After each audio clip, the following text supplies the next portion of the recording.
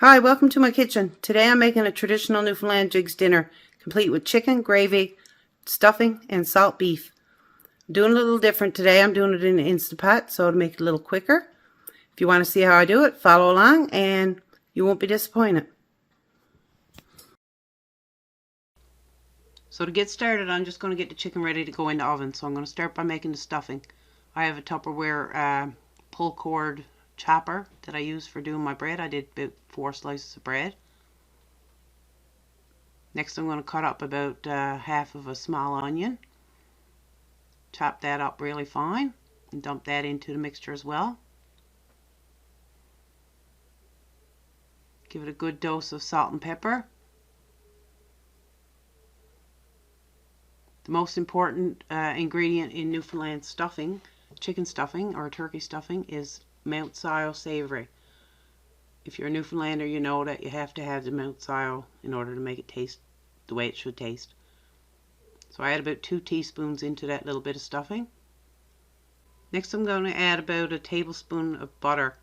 It was a little bit cold in my kitchen today, so the butter was a little hard. You can use melted butter or you can just soften your butter. Mix it all through the stuffing. So I've washed my chicken. I'm just going to clean up around the edges here now of the opening.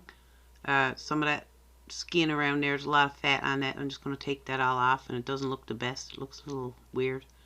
So I'm just going to cut all that off, and I'm going to also cut off what's known as the Pope's nose. It's a whole lot of fat in there as well.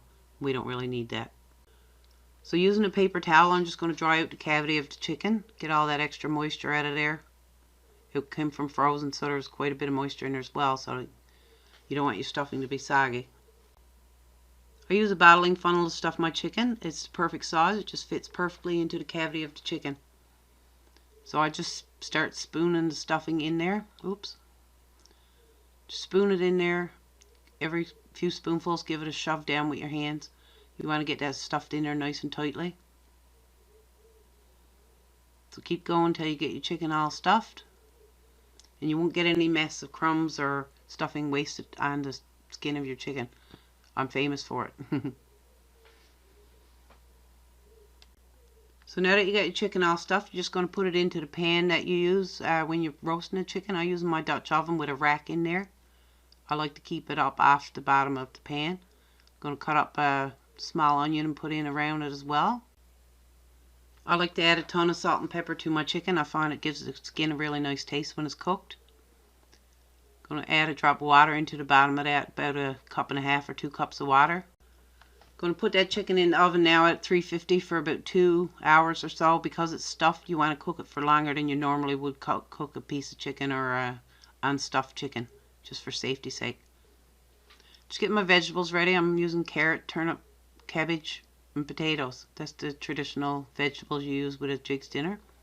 Just going to cut it up fairly small. The next step to cooking Jiggs dinner is to cook your salt beef. Normally if you do it on the stove, it would take about 2.5 hours to cook it to the proper tenderness. In the Instant Pot, I did it in this video for 30 minutes.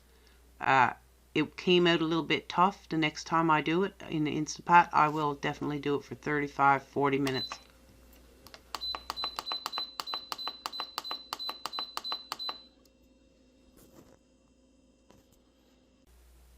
So the 30 minutes is up. Now you're going to let the steam off the pot by opening the venting, and when the little red button goes down, you can open it up. Open it carefully away from you so you don't get any steam burns.